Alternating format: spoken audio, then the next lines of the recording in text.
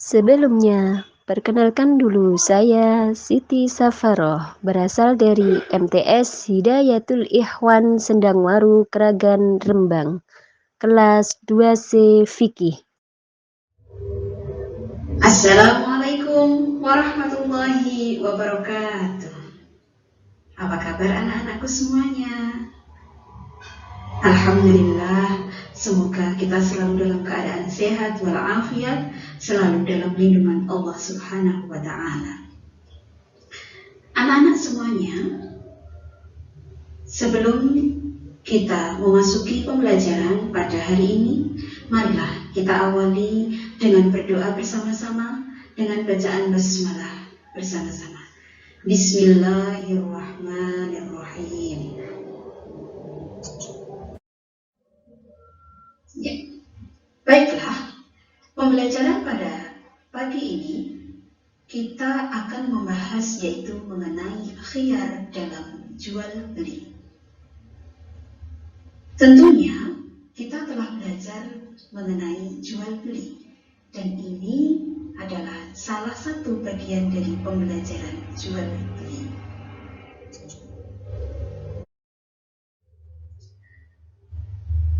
Kompetensi inti memahami pengetahuan faktual, konseptual, dan prosedural berdasarkan rasa ingin tahunya tentang ilmu pengetahuan, teknologi, seni budaya terkait fenomena dan kejadian tampak mata.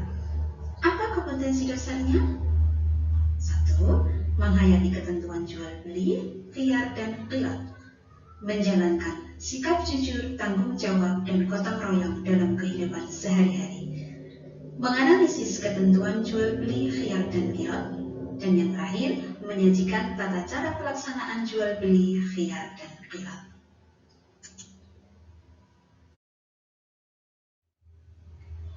Lalu, dalam pembelajaran kali ini memiliki tujuan yang sangat penting. Yang pertama, melalui kegiatan pengamatan, peserta didik mampu menggolongkan macam-macam khiyar dengan benar.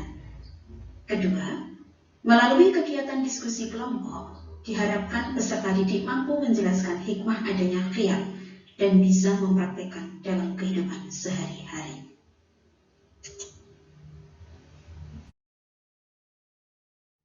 Oke, kita masuk dalam pembelajaran anak-anak.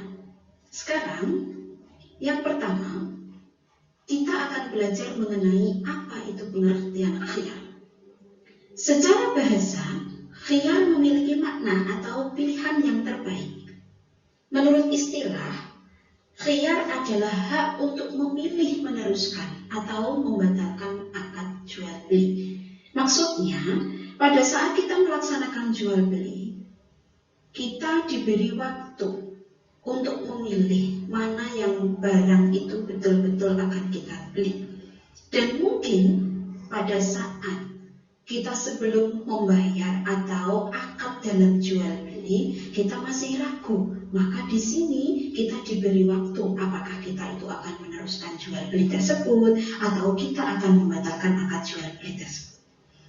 Kemudian tujuannya apa dalam Islam khiyar itu? Tujuannya adalah agar penjual dan pembeli dapat mempertimbangkan sebaik-baiknya supaya dalam jual beli tersebut tidak ada penyesalan di kemudian hari. Karena kita diberi waktu untuk memilih anak-anak. Kalau mungkin kita rasa belum cocok, maka jangan terlalu tergesa-gesa untuk melaksanakan jual beli terlebih dahulu.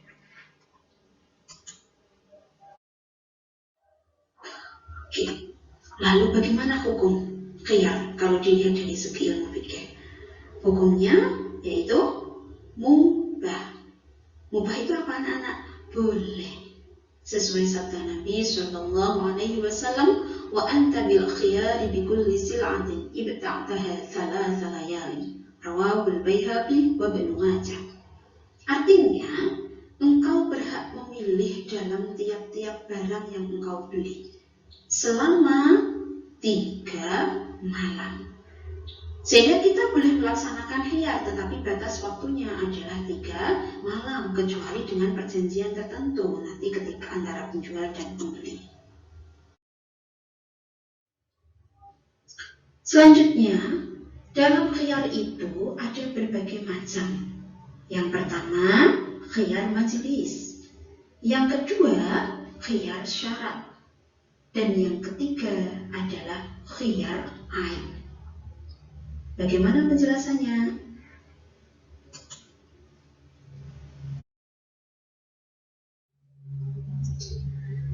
Yang pertama, khiyar disebut dengan khiyar majlis apabila memilih meneruskan atau membatalkan ketika penjual dan pembeli tersebut masih dalam satu majelis atau satu tempat akad jual beli.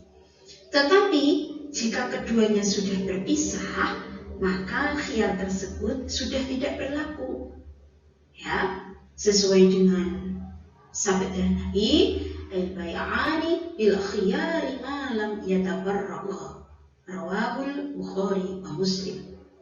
Dua orang yang mengadakan jual beli diperbolehkan melaksanakan khiyar selama keduanya belum berpisah dari tempat jual beli.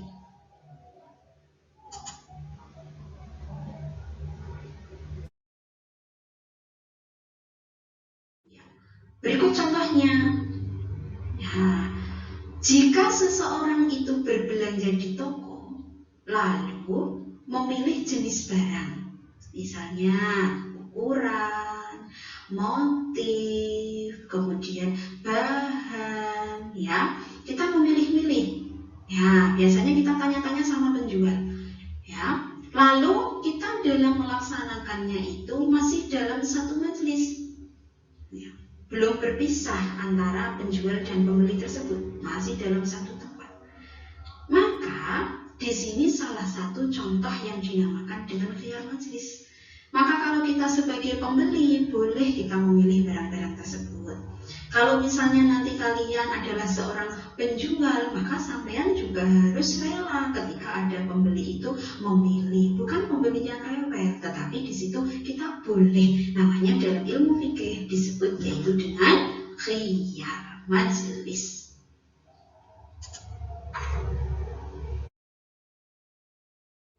Ya. Yang kedua dinamakan dengan khiyar syarat. Apa pengertiannya? Yaitu suatu hak untuk meneruskan atau membatalkan jual beli dengan mengajukan syarat-syarat tertentu. Bila syarat itu tidak terpenuhi, maka jual beli tersebut itu bisa batal. Syaratnya masa khiyar ini adalah paling lama 3 hari. Semisal seorang pembeli mengatakan kepada penjual, dia akan membelikan baju untuk anaknya, dan anaknya itu tidak ikut ke toko tersebut. Ya, lalu dia mengajukan syarat kepada penjual. Kalau anak saya cocok, ya, baju ini akan saya lanjutkan, artinya jadi saya beli. Tapi kalau anak saya tidak cocok, saya tidak jadi beli ya. Maka antara penjual dan pembeli ini sudah melaksanakan khiyar syarat. Ya. Sehingga dalam jarak waktu 3 hari, si pembeli ini harus segera memastikan apakah dia itu akan tetap membeli barang tersebut. Kalau tidak ada kembali dan sudah dibayar, berarti secara otomatis berarti jual beli tersebut itu sah. Sudah selesai terjadi. Tetapi ya, kalau dia bilang kalau tidak cocok mau dikembalikan, maka segeralah pembeli itu untuk mengembalikan. Jangan menunggu lama-lama. Maksimal adalah dalam Islam 3 hari.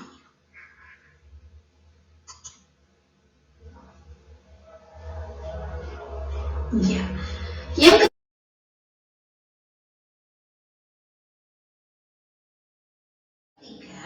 namanya khiyar ain, yaitu suatu hak memilih untuk meneruskan atau membatalkan akad jual beli sebab adanya cacat barang yang diperjualbelikan.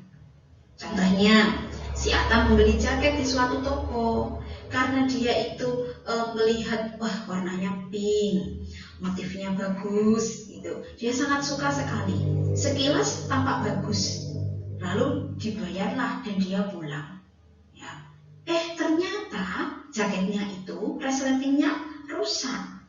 Maka bagaimana ini si Atta sebagai pembeli?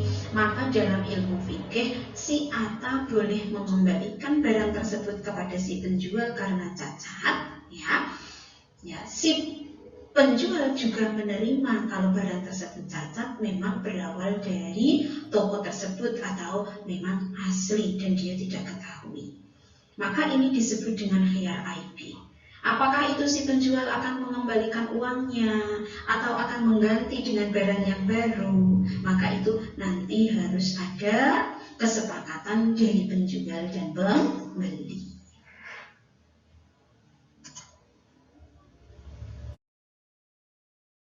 Oke. Apa hikmah khiyar? Yang pertama adalah menghindari terjadinya penyesalan. Karena kita diberi waktu untuk melaksanakan khiyar, anak-anak kita gunakan sebaik mungkin. Kita pilih dulu ukurannya cocok atau tidak, ya. Kemudian dilihat barangnya, dibuka, ya, dicoba dulu. Biasanya kalau kita beli baju seperti itu, ya. Maka tujuannya ini dalam khiyar biar tidak ada penyesalan. Kemudian yang kedua, memperkecil kemungkinan terjadinya penipuan. Sebab apa? Si penjual juga akan berhati-hati. Apakah barang yang saya jual ini layak? Ada cacatnya atau tidak? Nah, maka ini harus bersikap hati-hati, ya. Mendidik penjual dan pembeli supaya bersikap hati-hati, ya. Betul, tadi sudah saya jelaskan, ya. Kemudian tidak terjadinya penipuan, tadi juga sudah. Jadi kita jangan sampai kita itu sebagai orang Muslim, ya, yang kita itu tahu hukum dalam Islam, ya. Jangan sampai kita itu berusaha lah. Istilahnya berusaha kita itu mencari rezeki dengan cara yang barokah dan yang baik.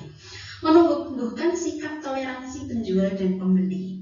Kenapa?